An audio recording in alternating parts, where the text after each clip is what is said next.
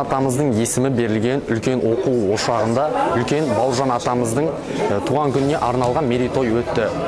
Осы мерейтой аясында біздің мәдениет үйінде осы Бауыржан атамыздың келіні, яғни Зейнеп апамен кездесу, дидарласу сабақтары өтті, әңгімелесулер өтті десек те болады.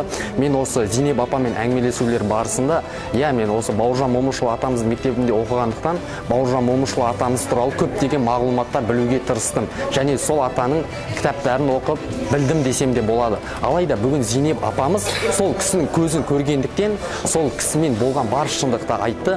Бұл маған өте үлкен әсер етті. Мен өзім білмейтін көп нәрселер туралы мағлұмат алдым. Тіл мен дін мәселесін шешуде ұрпақты отансүйгіштікке тәрбиелеу қажет.